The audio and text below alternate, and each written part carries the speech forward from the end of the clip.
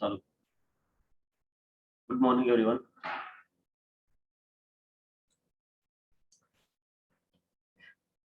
We have discussing about the chapter number 4. The name of chapter is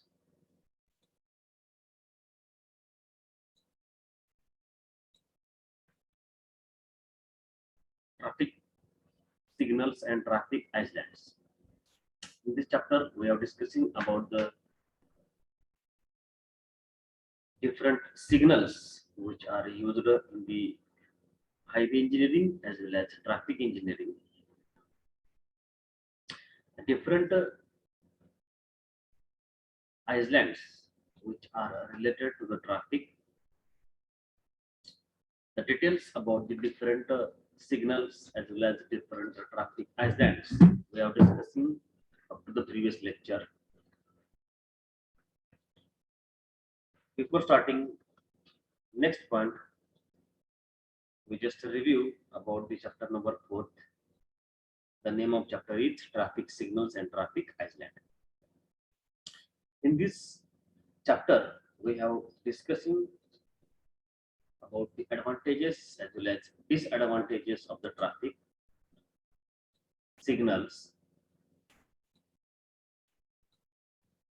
which are used in the traffic engineering. After that, we are discussing about the different types of the traffic signals. That means the various traffic signals which are used for controlling the speed of the vehicles, reduce the rate of accident on a particular road surface, to regulate the movement of the vehicles as well as pedestrian in smooth and regular manners. And for that purpose, the different traffic signals which are used, and these traffic signals is classified as, first one is our traffic control signals. That means the amount of traffic which are produced or which are occurred on the highway surface as well as road surface. For controlling this traffic, we are using the different traffic control signals. That means the signals are classified as, first one is the traffic control signals, second one is the pedestrian signals, and third one is our special traffic signals. First one is our traffic control signals, second one is our pedestrian signals, and third one is our special traffic signals. The details about traffic control signals, the details about the pedestrian signals as well as special traffic signals, these points are covered in the previous lectures. That means while we are studying about the signal. And we know the different traffic control signals we are using on a highway, on the road surface. That means as the national highway, state highway, as well as the urban roads which are provided in city regions.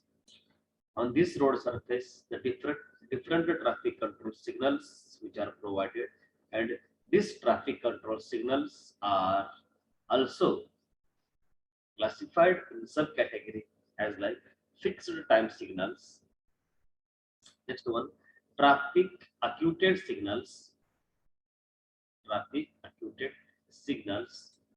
and next one is the manually operated signals. बताओ जी सगळ्यांना. Yes, sir. बघा, traffic control signals हा जो आपला त्या ठिकाणी part असेल, यामध्ये आपण अजून लक्षात काय करतोय तर त्या ट्रॅफिक कंट्रोलिंग साठी काय करतो आपण तर पहिले म्हणजे फिक्स्ड टाइम सिग्नल, म्हणजे त्या प्रत्येक इंटरसेक्शनला ज्या ज्या ठिकाणी आपण त्या सिग्नल्स प्रोव्हाइड करतो या त्या प्रत्येक सिग्नल मध्ये आपण त्या ठिकाणी काय करतो तर टायमिंग असेल ते फिक्स करून टाकतो. म्हणजे रेड कलर असेल, अँबर कलर असेल आणि ग्रीन कलर असेल, हे जे त्या ठिकाणी आपण सिग्नल बसणार आहे तर त्या सिग्नल्स काय आपण त्या ठिकाणी त्याचं टायमिंग असेल ते आपण त्या ठिकाणी फिक्स केलेलं असतं. त्याच्यावर fixed time signal. Traffic actuated signals म्हणजे ज्या ठिकाणी तुमची इंटेन्सिटी ऑफ ट्रॅफिक ज्या रोडवरती असेल त्यानुसार काय करतो त्या ठिकाणी त्या टायमिंग मध्ये चेंज करत असतो. आणि third one manually operated signals म्हणजे ज्या ठिकाणी आपण सिग्नल प्रोव्हाइड केलेले नसतील त्या ठिकाणी आपले जे असणारे आरटीओ डिपार्टमेंट, या आरटीओ डिपार्टमेंट थ्रू त्या ठिकाणी काय करतो आपण, जो तुमचा आरटीओ पोलीस असेल तो त्या रोड सर्फेस वरती किंवा ऍट इंटरसेक्शन त्या ठिकाणी स्टँडिंग असेल आणि मग त्या ठिकाणी काय करेल तो त्या ट्रॅफिक वरती कंट्रोलिंग करेल.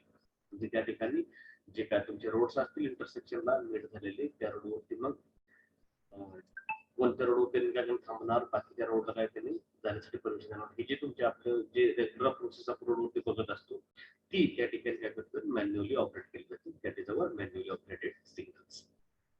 आफ्टर दॅट पेडेस्ट्रियन सिग्नल्स, जे काही त्या रोड सरफेस वरती पेडेस्ट्रियन असणार आहेत, number of road users, number of road users यामध्ये पेडेस्ट्रियन जे आपण पार्ट पकडतो त्यासाठी त्या लोकांसाठी पण त्या ठिकाणी आपल्याला सध्या सिग्नलची अरेंजमेंट करावी लागते. त्या ठिकाणी सिग्नल प्रोव्हाइड केलेलं आपल्याला बघायला.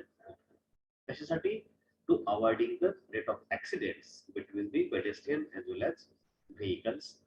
त्याच्यानंतर ना the smooth movement of the pedestrian as well as vehicles. आणि हे सगळं त्या ठिकाणी जे करायचं आपल्या त्या हायवेवरती असेल किंवा अर्बन रोड्स असतील तर त्या सगळ्या रोड सर्फेस वरती आपल्याला ह्या सगळ्या गोष्टींची प्रिकॉशन्स घ्यावी लागेल की त्या रोड सर्फेस वरती minimum number of accidents provide झाले पाहिजे, म्हणजे रेट ऑफ ऍक्सिडेंट हा रिड्यूस झाला पाहिजे. का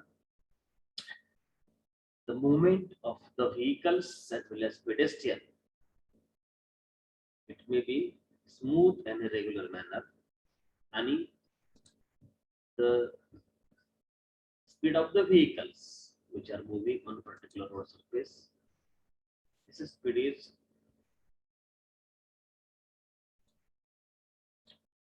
we can maintain by using the or by providing the signals. These are the different traffic control signals.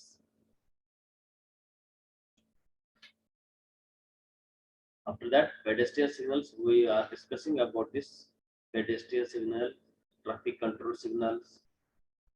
We are discussing in details as well as special traffic signals.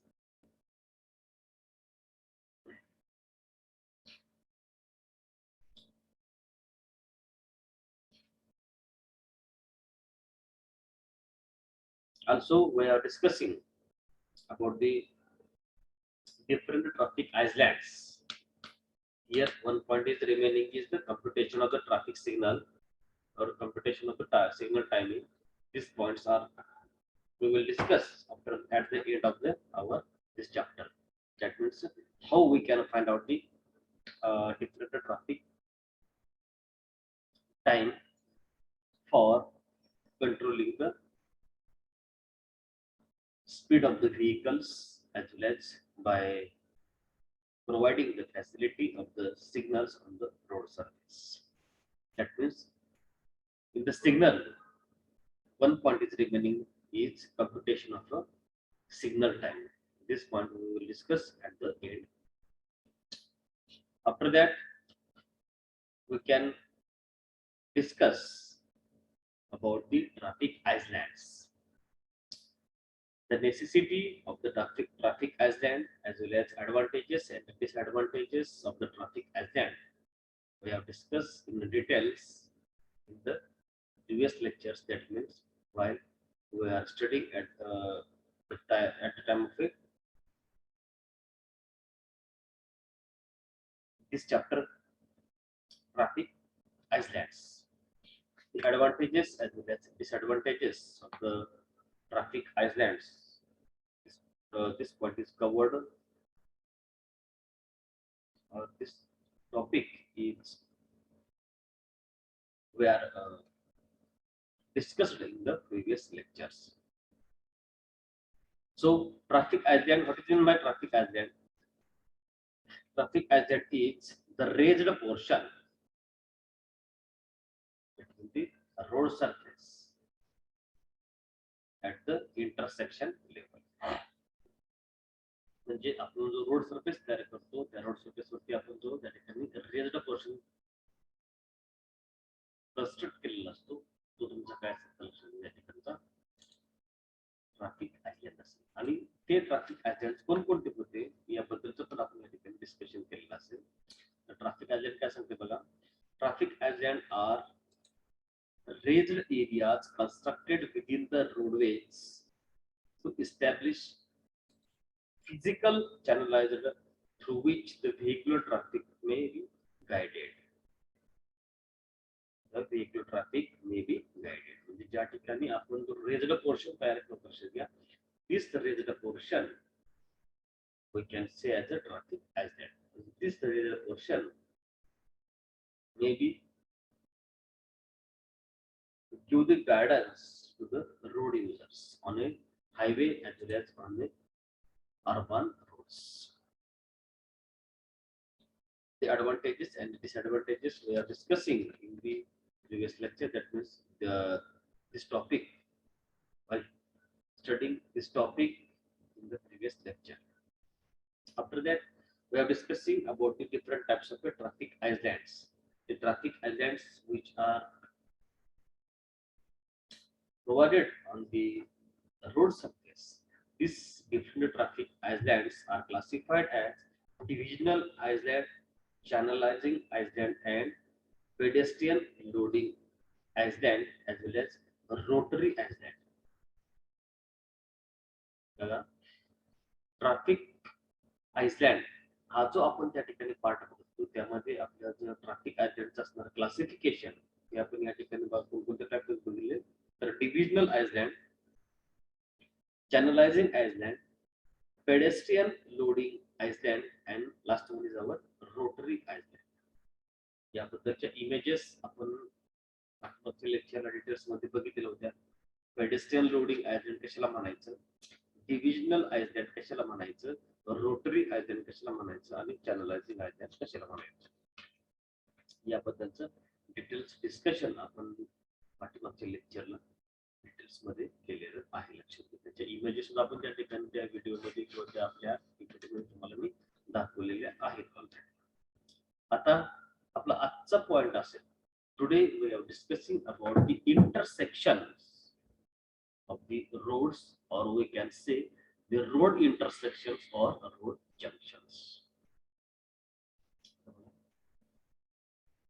आपण ज्या वेळेस urban एरियाचा विचार करतो शहरी भागातील यासाठी तुमच्या डोळ्यासमोर एक्झाम्पल असलं पाहिजे म्हणजे मेट्रो सिटी मुंबई, गोवा, दिल्ली, बँगलोर, हैदराबाद आणि आपल्या जवळच असणार पुणे. तर अशा एरियामध्ये आपण जर बघितलं लक्षात तर त्या ठिकाणी लोकलचे व्हेकल्स ऍज वेल एज म्हणजे पुणे सिटी मधले असणारे व्हेकल्स त्याचबरोबर अदर स्टेट मधून जे काय त्या ठिकाणी वाहनांची असणारी वाहतूक असेल तो त्या ठिकाणी ट्रान्सपोर्टेशन झालेलं बघायला मिळेल. आणि मग या सगळ्या व्हेकलचं त्या ठिकाणी काय करायचं आपल्याला प्रॉपरली मॅनेजमेंट करायचं. या प्रत्येक जे काय तुमच्या असणारे लॉंग रूट व्हेकल्स असतील किंवा लोकल व्हेकल्स असतील या प्रत्येकाचं आपल्याला त्या ठिकाणी काय करायचं तर प्लॅनिंग करून त्या सगळ्यांना आपल्याला काय करायचं तर स्मूथ रित्या रोड सरफेसवरून मुवमेंट कशी करता येईल याचं आपल्याला त्या ठिकाणी काय करायचं आहे प्रॉपरली प्लॅनिंग आणि त्याचं इम्प्लिमेंटेशन करायचं असतं under the highway engineering as well as traffic engineering. आणि मग हे जर करायचं आपल्याला असेल तर नुसतं मला त्या ठिकाणी रोड सरफेसवरती ट्रॅफिक आयलँड प्रोव्हाइड करून चालणार आहे का बघा. तर आपण ट्रॅफिक आयलँड कुठे कुठे प्रोव्हाइड करू शकतो जे की त्या ठिकाणी तुमचं रोड असणारे इंटरसेक्ट झाले म्हणजे त्या ठिकाणी आपण या ठिकाणी एक्झाम्पल घेऊ शकतो. आनवली रोड असेल, गोपाळपूरचं बस स्टँड असेल, सावरकर चौक असेल, केबीपी चौक असेल, छत्रपती शिवाजी महाराज चौक हे जे तुमचे असणारे इंटरसेक्शन असतील त्या इंटरसेक्शनला आपण ट्रॅफिक असणार आयसलँड आहे प्रोव्हाइड करू शकतो. ते दोनचे कोणते चॅनलायझिंग असतील, अनचॅनलायझिंग असतील, त्याच्यानंतर तुमचे असणारे रोटरी असतील, हे जे असणारे इंटरसेक्शन्स असतील ते आपण त्या ठिकाणी प्रोव्हाइड करू शकतो. म्हणजेच ज्या ठिकाणी इंटेन्सिटी ऑफ द व्हेकल्स ही लेस और ऍव्हरेज क्वांटिटीमध्ये असते त्या ठिकाणी आपण ट्रॅफिक आयसलँड प्रोव्हाइड करून आपल्या त्या रोड सरफेसवरती आपण ट्रॅफिकची असणारी मुवमेंट आहे त्या ठिकाणी स्मूथ अँड रेग्युलर मॅनर मध्ये मेंटेन करू शकतो, ऍज वेल ऍज त्या रोड सरफेसवरती आपल्याला नंबर ऑफ ऍक्सिडेंट्स आपण त्या ठिकाणी रिड्यूस करू शकतो. But in the metro cities आपण पंढरपूर ते आपण करू शकतो. आपल्या रोड सरफेसवर आपण ट्रॅफिक आयसलँड प्रोव्हाइड केले आणि त्या रोड सरफेसवरती देखील आपण ट्रॅफिकची इंटेन्सिटी आपण त्या ठिकाणी काय केली, मेंटेन केली किंवा त्या ठिकाणी स्मूथ आणि रेग्युलर मुवमेंट आपण त्या ठिकाणी कॅरी करत होतो. पण ज्यावेळेस आपण मेट्रो सिटीचं एक्झाम्पल घेऊ, आपल्या समोरच्या एक्झाम्पल म्हटलं तर पुणे, मुंबई, तर या ठिकाणी intensity of the vehicles that means the number of vehicles n number of vehicles road सरफेसवरून 24/7 त्या ठिकाणी मूव्ह होताना आपल्याला दिसते. आणि मग हे सगळं जे मुवमेंट आहे व्हेकलचे असतील ऍज वेल एज पेडेस्ट्रियनचे असतील, तर या सगळ्यांना आपल्याला कंट्रोलिंग कसं करावं लागतं आणि मग त्यासाठी आपल्याला गरज असते आपल्याला या इंटरसेक्शनची गरज असेल, या रोड इंटरसेक्शनची आपल्याला गरज असेल. कारण आपण ज्यावेळेस सिटी एरियामध्ये विचार केला जातो त्यावेळेस आपल्याला लोकलचे vehicles as well age long रूटचे vehicles या दोन्हीचा पण त्या ठिकाणी विचार करावा लागतो. आणि मग हे असा विचार करत असताना आपल्याला मग त्या टोटल जे काही तुमचे व्हेकल आहेत ते व्हेकलचं आपल्याला क्लासिफिकेशन पण करावं लागेल. त्याचबरोबर आपल्याला त्या पर्टिक्युलर व्हेकल साठी आपल्याला त्यांचं असणारे जे मुवमेंट आहे ते मुवमेंट आपल्याला रेग्युलर आणि स्मूथ मॅनरने कशी करता येईल यासाठी मग आपण या ठिकाणी मेट्रो सिटीचा आपण काय करतो लक्ष द्या विचार करतो आणि मग त्या ठिकाणी आपल्याला अशा प्रकारे रोड इंटरसेक्शन्स ची गरज असते. लक्षात आता या इमेज मध्ये आपण बघू शकतो, लक्षात घ्या या ठिकाणी तुमचे जे ग्राउंड फ्लोरला जे म्हणजे बेसमेंटला तुम्हाला या ठिकाणी काय दिसेल तर 2 लेन रोड दिसेल. लक्षात घ्या त्या ठिकाणी जाण्याचा वे आणि येण्याचा वे हा तुम्हाला सेपरेट असेल. म्हणजे या ठिकाणी 1 2 3 4 लेन रोड असेल. या ठिकाणी 4 लेन, या ठिकाणी 4 लेन असं हे तुमचा काय असेल तर 8 लेनचा रोड असेल. हा तुमचं काय लक्षात घ्या म्हणजेच हा नॅशनल हायवे असेल किंवा स्टेट हायवे असेल, हा तुमचं काय राहतं सगळ्यात जुना रोड असेल तुमचा. त्याच्यानंतर ना एन नंबर ऑफ व्हेकल्स त्या ठिकाणी काय झाले इन्क्रीज होतील आणि मग अशा केसेसला आपल्याला काय झालं की इंटरसेक्शनची गरज असते. आणि मग ह्या इंटरसेक्शनची आपल्याला गरज कशी लागते लक्षात घ्या तर असणारे जे तुमचे जे मेजर स्टिक रोड असतील किंवा त्या ठिकाणी काय असेल तर स्टेट हायवे असतील, या सगळ्यांना आपल्याला कनेक्ट करण्यासाठी आपल्याला काय लागेल तर या इंटरसेक्शनची गरज असते. आणि यासाठी आपण आता करंट लाईव्ह एक्झाम्पल बघू शकतो. लक्षात घ्या पाठीमागच्या मला वाटतं आठवड्यामध्येच आपल्याला पंढरपूर तालुक्यामध्ये आदरणीय नितीन गडकरीजी साहेब येऊन गेले. त्यांनी आपल्याला त्या ठिकाणी तुम्ही भाषण पण त्यांचं ऑनलाईन ऐकलेलं असेल. तर हॅलो सर, जरा आवाज वाढवा, आवाज येत नाही.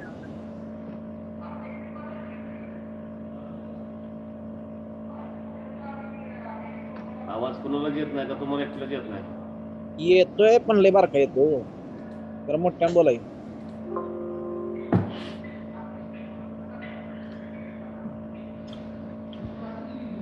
पंढरपूरमध्ये आपल्याला पाठिंबाच्या 1 महिन्यामध्ये तुम्ही बघितलं असेल आदरणीय नितीन गडकरी साहेब येऊन गेले. त्यांनी बरेच तुम्हाला त्या ठिकाणी हायवे बद्दल इन्फॉर्मेशन सांगितलेलं असेल किंवा त्या ठिकाणी जे रोड नेटवर्क असेल त्याबद्दलचं पण तुम्ही त्या ठिकाणी त्यांच्या भाषणामध्ये कदाचित तुम्ही ऐकलेलं असेल. जर कोणी लाईव्ह असेल तर ते त्या ठिकाणी तुम्हाला अनुभव आलेला असेल आणि ज्यांनी कोणी ऐकलेलं असेल तरी पण त्या ठिकाणी तुम्हाला युट्यूबवरतीचं त्यांचं असणारं जे भाषण आहे तुम्हाला मिळू शकेल. म्हणजेच त्यांच्या कालावधीमध्ये या 10 वर्षाच्या कालावधीमध्ये जे काही तुमचं रोडचं नेटवर्क असेल ते कशा प्रकारे स्ट्रॉंग झालेलं असेल किंवा ज्या ठिकाणी मग तुम्ही हे फ्लायओव्हर्स बघता रोडचं इंटरसेक्शन झालं तुम्हाला दिसत असेल वेगवेगळ्या ठिकाणी त्या ठिकाणी तुमचे नॅशनल हायवेज कन्स्ट्रक्शन असेल, स्टेट हायवेज कन्स्ट्रक्शन असेल, एक्सप्रेसवेज कन्स्ट्रक्शन असेल, मेट्रोचं कन्स्ट्रक्शन असेल, हे सगळं तुम्हाला त्या ठिकाणी लक्षात घ्या. ऍज अ ट्रॅफिक इंजिनिअरिंगच्या माध्यमातून आपल्याला त्याचा बराचसा आपल्याला म्हणजे हातभार आपल्याला लागू शकतो. तर हे अशा प्रकारचं जे असणारं कन्स्ट्रक्शन असेल, ही कन्स्ट्रक्शनची गरज का राहते, तर जे तुमचे असणारे वेगवेगळे म्हणजेच one state to another state, Jammu Kashmir पासून ते कन्याकुमारी पर्यंत जे वाहनांची वाहतूक होती त्या सगळ्यांचं आपल्याला त्या ठिकाणी त्या मेट्रो सिटीमधून आपल्याला काय करायचं आहे, तर त्यांचं ट्रान्सपोर्टेशन करायचं आहे. आणि मग त्यासाठी आपल्याला त्या व्हेकलचं असणारं क्लासिफिकेशन आहे, हे क्लासिफिकेशन आपल्याला त्या ठिकाणी काय करायचं आहे, प्रॉपरली काय करायचं आहे, डिवाइड करायचं आहे. म्हणजेच लोकली व्हेकल्स असतील, लॉंग रूट व्हेकल्स असतील, हेवी व्हेकल्स असतील, हाय स्पीड व्हेकल असतील, लक्षात घ्या या सगळ्यांचं आपल्याला त्या ठिकाणी काय करायचं आहे, तर क्लासिफिकेशन करायचं. कारण आपल्याला जास्त तुमचे लॉंग रूट व्हेकल्स म्हणजे असणार तुमचे हेवी व्हेकल्स, आपण त्याला अवजड होतो गुड्स कॅरियर, जे काय तुमचे जम्मू काश्मीर पासून कन्याकुमारी पर्यंत माल वाहतुकीचे नुसते काम करतात, तर त्यांचाही आपल्याला त्या ठिकाणी विचार करावा लागत असतो. हाय स्पीड व्हेकल्स म्हणजे आपण जे बघतो BMW असेल, तुमचे त्या ठिकाणी स्कोडा असेल, अशा प्रकारचे जे व्हेकल्स जे काही त्या व्हेकलचे हाय स्पीड असते, जे काही तुमचे बिझनेसमॅन राहतील त्या लोकांना अशा प्रकारचेच म्हणजे धावपळ राहतं त्यांचं शेड्यूल असेल, तर त्या लोकांचे व्हेकलचं स्पीड त्या ठिकाणी हाय स्पीड तुम्हाला बघायला भेटत असते. आणि मग त्याही व्हेकलचा त्या ठिकाणी विचार करावा लागत असतो. लोकली व्हेकल्स आपल्या ज्या लोकलमध्ये असतात, तुमचे टू व्हीलर असतील, थ्री व्हीलर्स असतील, फोर व्हीलर्स असतील, ते पण त्या ठिकाणी त्या व्हेकल त्या रोडचा यूज करणं किंवा करत असते. मग आपल्याला त्याही व्हेकलचा त्या ठिकाणी काय करतो आपल्याला विचार करावा लागत असतो. आणि मग या सगळ्यांचं प्रॉपरली मॅनेजमेंट करून आपले जे असणारे रोड सर्फेस आहे त्या रोड सर्फेसमध्ये कोणत्या प्रकारची गर्दी न होता म्हणजे आपलं ट्रॅफिक जे आहे ते आपल्याला स्मूथली आणि रेग्युलर मॅनरमध्ये कशा प्रकारे मूव्ह करता येईल यासाठी आपल्याला ह्या इंटरसेक्शनची लक्षात घ्या गरज असते. आपण बघतो आता जस्ट तुम्ही समोर एक्झाम्पल एक असेल, आपल्या पालखी महामार्गाचं जे काय तुमचं रोडचं रुंदीकरण तुम्हाला दिसतं वायडनिंग झालेलं, आता तिथून ते तुमचं म्हणजे पालखी महामार्गापासून वाखरीपर्यंत तुम्हाला त्या ठिकाणी त्या रोडचं वायडनिंग झालेलं दिसेल. आणि तिथून पुढून जे तुमचे हेवी व्हेकल्स आहेत किंवा लॉंग रूट व्हेकल आहेत, हेवी व्हेकल्स असतील किंवा लॉंग रूट व्हेकल्स असतील, त्या व्हेकलसाठी आपल्याला वाखरीमधून बायपास काढलेला तुम्हाला बघायला मिळेल. लक्षात घ्या, वाखरीमधून बायपास काढून तसा तो काय झाला त्या ठिकाणी तुमचा असणारा जो बक्कालपूरचा गणपती आहे त्याच्या समोरून तसंच काय झालं तुम्हाला तो मोहोळच्या रोडला तो मिड झालेला बघायला मिळेल. तो कशासाठी केला असेल त्यांनी, तर जे काय तुमचे हेवी व्हेकल्स आहेत, लॉंग रूटचे व्हेकल्स, त्या लोकांना पंढरपूर सिटीमधून प्रवास करण्यापेक्षा त्यांनी काय केलं, त्यांना म्हणजे बायपास आपण तो म्हणतो त्या ठिकाणी त्यांना प्रोव्हाइड करून दिला. आणि त्यांनी मग काय करायचं, त्या बायपासचाच यूज करून काय करायचं आहे, त्या ठिकाणी त्यांचं असणारं जे मुवमेंट आहे ते त्या ठिकाणी कंटिन्यू करायचे आहे. ते सिटीमध्ये येऊन त्या ठिकाणी वाहनांची गर्दी करायची नाही. तर त्याच्यामध्ये काय असेल तर मेन उद्देश असेल. आणि मग तुमच्या असणारे हे लोकल व्हेकल्स पंढरपूर तालुक्यातले किंवा पंढरपूर रिजन मधले जे काय पंढरपूरसाठी म्हणजे विठ्ठलाच्या मंदिरासाठी विठ्ठलांचं दर्शन घेण्यासाठी जे काही राहतील मंडळी त्या लोकांसाठी मग आपण त्या ठिकाणी लक्षात घ्या, हा तुमचा जो अर्बन रोड असा असतील, हा अर्बन रोड त्या ठिकाणी आपल्याला डेव्हलप केलेला बघायला मिळेल. तर हे अशा प्रकारे या सगळ्यांचा विचार करून आपल्याला या रोडची डेव्हलपमेंट करणं गरजेचं असतं. तर लक्षात घ्या, इंटरसेक्शन ऑफ द रोड्स और रोड इंटरसेक्शन हा आपल्या ट्रॅफिक इंजिनिअरिंगमधला सगळ्यात महत्वाचा आताचा इम्पॉर्टंट पार्ट असेल. कारण आपण 10 वर्षापूर्वी जर आपण बघितलं लक्षात घ्या, तर हा सगळा असणारा जो इंटरसेक्शनचा पार्ट असेल हा आपल्या भारतामध्ये त्या ठिकाणी जास्त प्रमाणामध्ये वापरला गेला नव्हता किंवा त्या ठिकाणी त्याची जास्त गरज भासत नव्हती.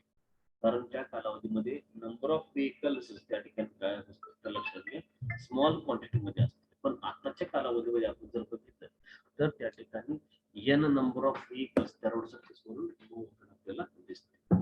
आपण आपल्या एक्झाम्पल स्वतःच घेऊ शकतो. लक्षात घ्या, आपल्या आजोबांच्या कालावधीमध्ये आपल्या गावात कुठेतरी जर एखादं म्हणजे जो कोण गावाचा पाटील असेल त्याच्याकडे त्या ठिकाणी आपल्याला गाडी बघायला मिळते किंवा अधिकारी असतात.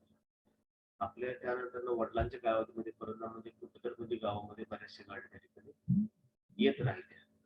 आणि आता आपल्या कालावधी आपण जर बघितलं आपल्या काळात त्या ठिकाणी आज टू व्हीलर तर कमीत कमी पर पर्सन आपल्याला त्या ठिकाणी बघायला भेटेल.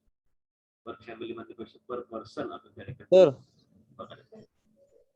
हॅलो हा अहो सर आवाज वाढवाय काय दिन आहे खरं सर जरा मोठे ना. नाही काय ऐकू नाही झालंय. हेडफोन घातलाय सर तरी सुद्धा आवाज येत नाही.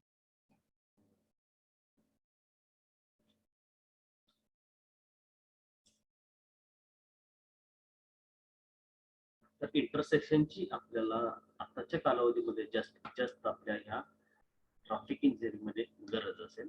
आवाज येत नाही सर तुमचा. काय येत नाही का सर आम्ही मागापासून चॅटबॉक्स मध्ये मेसेज केले तो तुम्ही बघा की. आवाज तुम्हाला काय येत नाही का? मोठ्यानं जरा बोलावं लागते सर. जरा मोठ्याने बोला की बाबा लय हळू येते आवाज.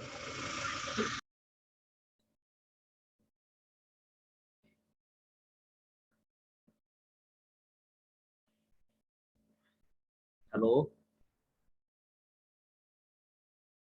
हॅलो येतोय का आवाज? येतोय सर.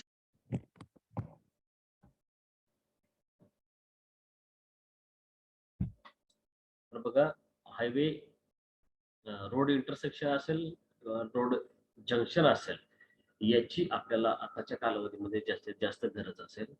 कारण the intensity of the vehicles which are moving on the road surface ही त्या ठिकाणी मॅक्झिमम क्वांटिटी मध्ये आपल्याला बघायला भेटते आणि त्यामुळेच आपल्याला आता इंटरसेक्शनची गरज असेल. एक 10 वर्षापूर्वी आपण जर बघितलं तर त्या ठिकाणी त्या रोड सरफेसवरती वाहणाऱ्या वाहनांची संख्या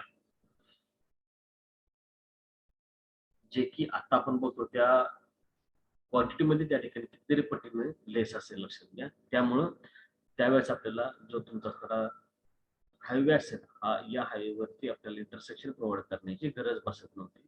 पण आताच्या कालावधी आपण जर बघितलं तर एन नंबर ऑफ व्हेकल्स त्या रोड सरफेस वरून वाहताना आपल्याला दिसतात. त्यामुळे त्या ट्रॅफिक वरती कंट्रोलिंग करण्यासाठी त्या ट्रॅफिकचं स्मूथ आणि रेग्युलर मॅनर मध्ये मुवमेंट करण्यासाठी आपल्याला या रोड इंटरसेक्शनची गरज असेल.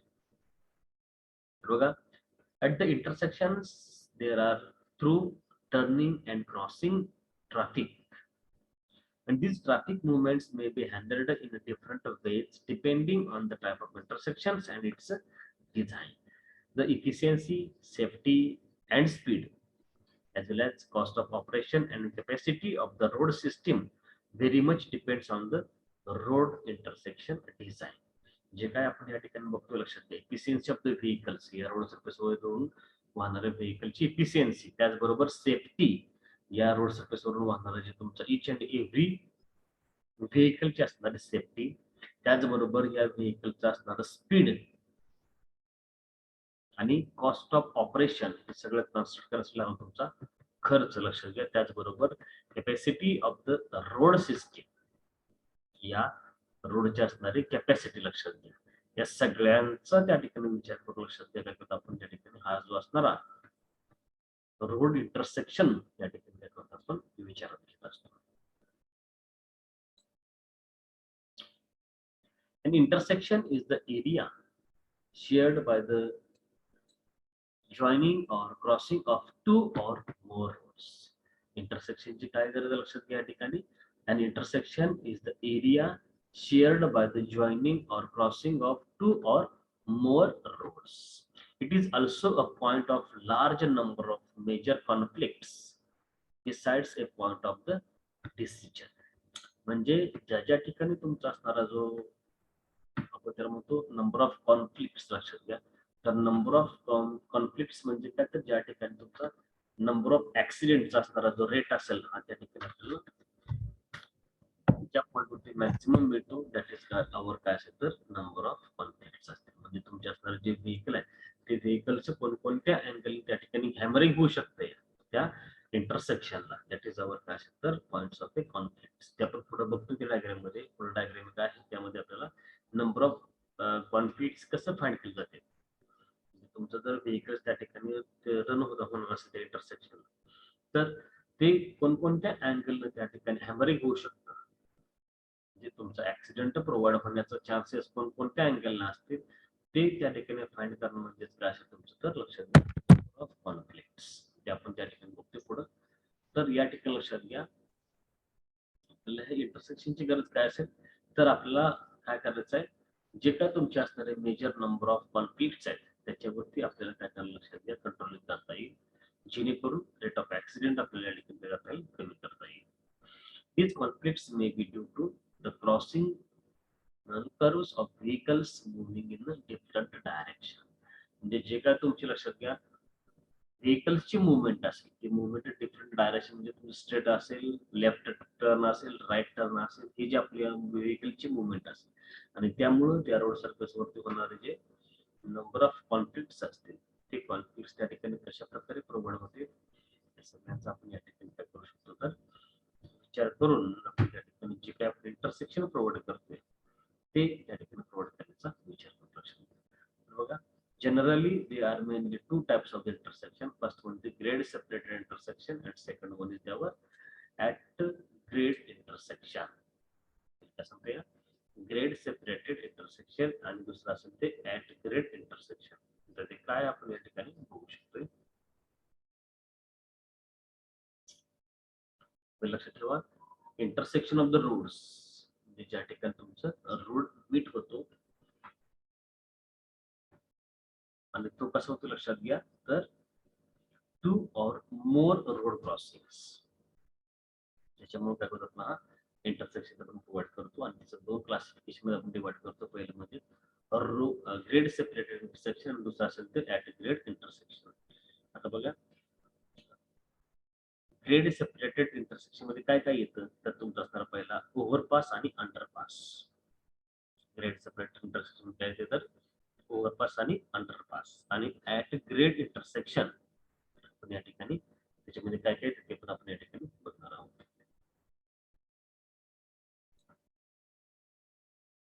ग्रेड सेपरेटेड इंटरसेक्शन यामध्ये बघा these are the intersections at which the vehicles crosses at different levels. Now there these are the intersections at which the vehicles crosses at different levels. वेगवेगळ्या level वरती vehicle ते cross होते. They causes less hazards and a delay than grade intersections. Grade separated intersection मध्ये काय होते तर ते different लेवलला त्या ठिकाणी क्रॉसिंग होते आणि त्यामुळे ते causes less hazards as well as delay than the grade intersection. The objective of this is to eliminate all grade crossing conflicts. The objective of this is to eliminate all grade crossing conflicts and to accommodate other intersecting monocurves by merging diverging and waving at the low relative speed. It increases the capacity of the road and reduces the congestions. म्हणजे या ठिकाणी आपल्या जे road surface आहे त्या road सरफेसची आपण capacity increase करू शकतो आणि कॉन्जेशन म्हणजे जो रोड सरफेसवरती होणारी गर्दी असेल त्याच्यावरती आपण लक्षात घेऊन करू शकतो कंट्रोलिंग करू शकतो. आता यामध्ये पहिला असेल तो अंडरपास दुसरा असेल तो ओव्हरपास लक्षात घ्या. आता अंडरपास आपण कुठं बघू शकतो लक्षात घ्या तर तुमचा असणारा हा सरगम चौक या ठिकाणी आपण जो बघतो जो ब्रिज आहे की वरून रेल्वे जाते आणि खालून तुमच्या बेस्टी बसेस मूव्ह होते हा तुमचा काय असेल लक्षात घ्या अंडरपास असेल. It is an underground passageway completely exposed it is an underground passageway completely enclosed except at the openings commonly at each end. It is an underground passageway completely enclosed except at the openings commonly at each end. A tunnel may be for foot or vehicular road traffic. A tunnel may be for foot or vehicular road traffic for rail traffic or rail traffic. If an underpass is constructed for pedestrians, if an underpass is constructed for pedestrians and or cyclist a road or a railway allowing them to reach the other side in safety, then such a construction is termed as a subway. बघा, फक्त तुमच्या असणारे जे cyclist असतील किंवा pedestrian असेल या लोकांसाठी आपण जर त्या ठिकाणी अंडरपास प्रोव्हाइड करत असेल तर त्याला आपण काय लक्षात घ्या, Subway. If an underpass is constructed for a pedestrian and or cyclist beneath a road or a railway, allowing them to reach the other side in safety, then such a construction is termed as a subway. म्हणजे आपण या ठिकाणी लक्षात घ्या, पुणे मुंबई सारख्या शहरामध्ये आपण बघतो की जे तुमचे रोड क्रॉसिंग असते ते रोड क्रॉसिंग करताना आपल्याला त्या ठिकाणी बरेचसे प्रॉब्लेम त्या पेडेस्ट्रियनला किंवा सायकलिस्टला प्रोव्हाइड होते. म्हणून काय करतो आपण त्यांच्यासाठी अंडरपास काय करतो, प्रोव्हाइड करतो. आणि त्याच अंडरपासला या ठिकाणी काय म्हटलं जातं तर Subway. This is our underpass. बघा, this figure shows the underpass which are provided for the vehicle movement. या ठिकाणी आपण बघू शकतो वरून तुमचा हायवे असेल, इवन दो काय असेल तर रेल्वे असेल, आणि आतून जर काय असेल तर अंडरपास यामधून आपल्या व्हेकलची मुवमेंट तुम्हाला झालेली बघायला भेटेल. तर अशा प्रकारचं स्ट्रक्चर आपण या ठिकाणी सरगम चौक मध्ये बघू शकतो, जे की तुम्ही त्या ठिकाणी अंडरपासचा यूज केलेला बघायला भेटेल. आता ओव्हरपास, this is also known as a flyovers. This is also known as a flyovers. Is a bridge, a road, railway or similar structures that crosses over another road or railway.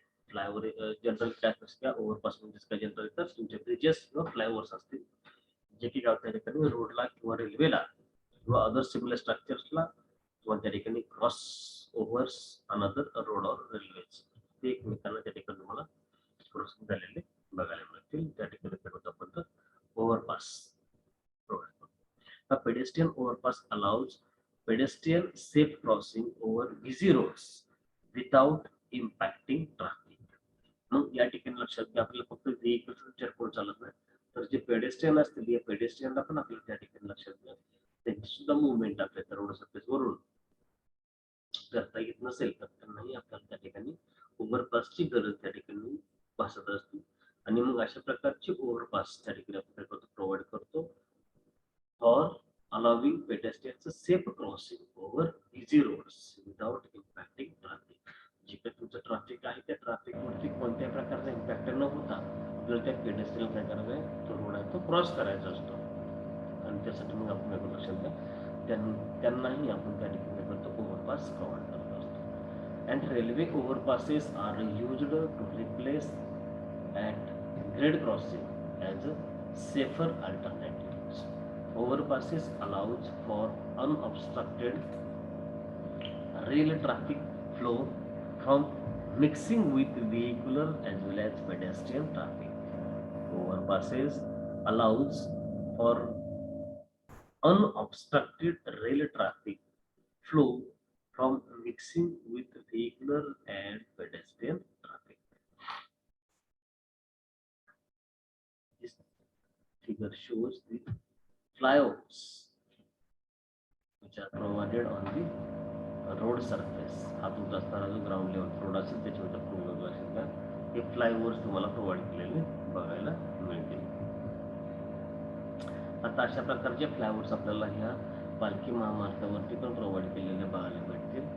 आणि त्याच्यानंतर जर कोणाला बघायचं असेल तर त्या ठिकाणी आपण बघू शकतो, त्या ठिकाणी metro city as like Pune या ठिकाणी आपण अशा प्रकारचे स्ट्रक्चर्स त्या ठिकाणी आपल्याला आज तागात आपण बघू शकतो की त्या ठिकाणी गेल्या 5-10 वर्षापूर्वीपासून त्या ठिकाणी डेव्हलपमेंट काम चालू होतं पुणे रिजनमध्ये. आज ते अशा प्रकारचे वेगवेगळे फ्लायओव्हर्स बांधून ते कम्प्लीट झाले आपल्याला बघायला मिळते. तर this figure is showed as a flyovers.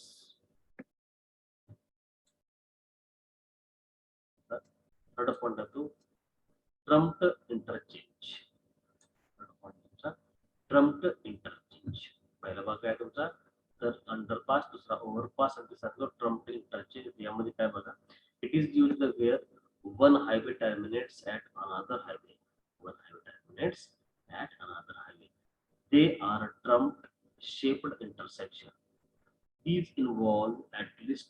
one loop ramp connecting traffic either entering or leaving the terminating expressway with the far lanes of the continuous highway.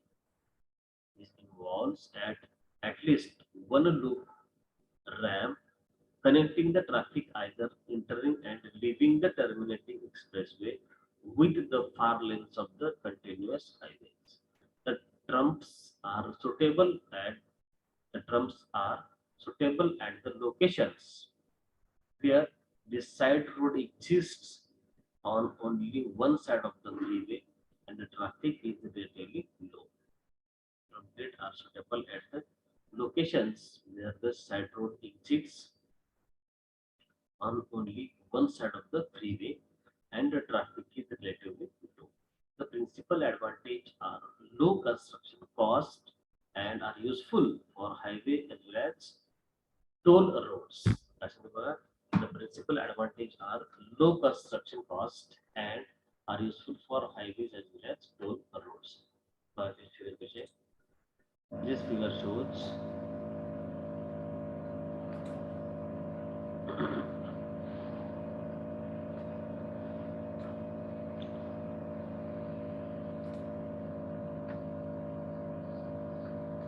this figure shows trumped interchange.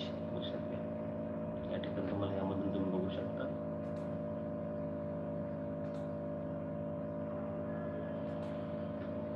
अशा प्रकारचे structures या ठिकाणी provide केले जातं. त्याची गरज का तुमचा हा जो मेन हायवे असेल त्या मेन हायवेला आपल्याला काय करायचं तर अनादर व्हेकल्स त्या ठिकाणी काय झालं पाहिजे कनेक्ट झाले पाहिजे. तर त्याचबरोबर जे तुमचे लोकल व्हेकल आहेत ते लोकल व्हेकलला पण त्या ठिकाणी हो सर हळू काय आवाज येईन झाले हो काय प्रॉब्लेम आहे आवाज येत नाही तुमचा हो सर काय तेच प्रॉब्लेम आहे.